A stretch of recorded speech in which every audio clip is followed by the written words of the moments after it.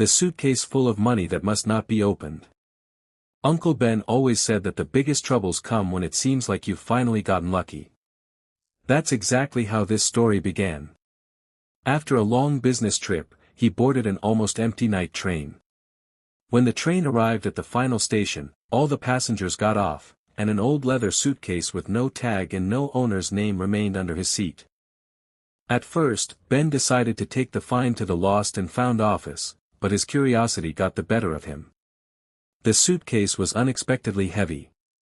Dozens of thoughts immediately sprang to mind: money, gold, jewels, or documents for which someone would be willing to pay a fortune. But the more time passed, the more strange things began to happen around him.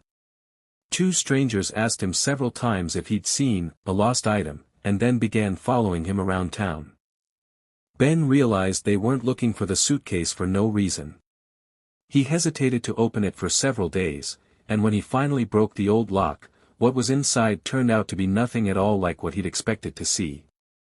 It was an item that was worth almost nothing to an ordinary person, but could change the fate of several families at once. At that moment, Ben realized that sometimes the most valuable find isn't the one you can sell. But the strangest part didn't begin when I decided to open the suitcase.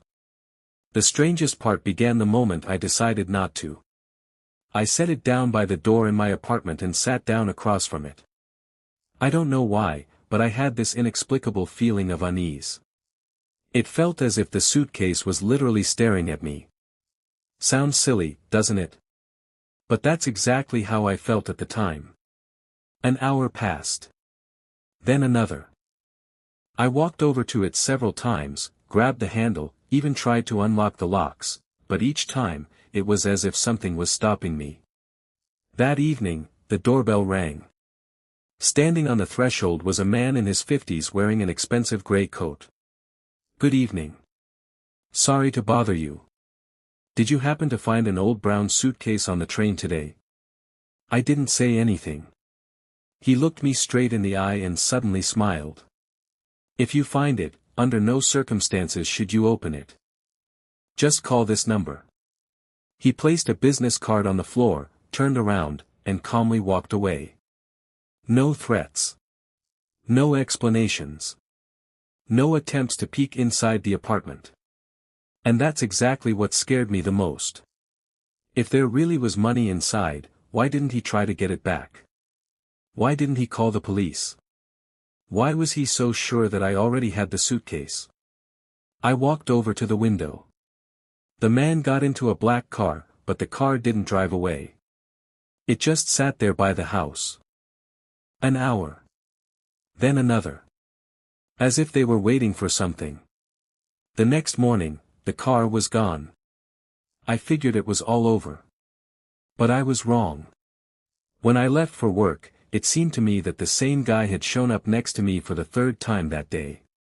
First, near the subway station. Then at a cafe. Then near the office. He wasn't doing anything. He didn't speak. He didn't approach me. He was just watching. That evening, I deliberately took the long way home. He followed me. Without trying to hide. Then I suddenly turned into a courtyard. The guy stopped. He watched me walk away and said just one thing. "If you open your suitcase today, tomorrow it'll be too late." I wanted to catch up with him. But I was distracted for literally a second by a passing car. When I looked up, the street was empty. He had vanished. Without a trace. When I got home, I couldn't think about anything else. I locked all the doors. I drew the curtains. I set the suitcase on the table. Next to it, I placed a hammer, a screwdriver, and a flashlight. The old locks were covered in rust. The first one clicked open almost immediately. The second one took a long time to pry open with the screwdriver. My heart was pounding so hard that I thought the neighbors could hear it. Finally, the lock gave way. I slowly lifted the lid. And at that moment, I realized that all my assumptions had been wrong. There really was a lot of money inside. A great deal. But it lay untouched on top of dozens of old, yellowed envelopes, photographs, and worn-out documents. And on top, right on the stacks of bills, lay a note. Just one line. If you're reading this, it means you've already made the wrong choice.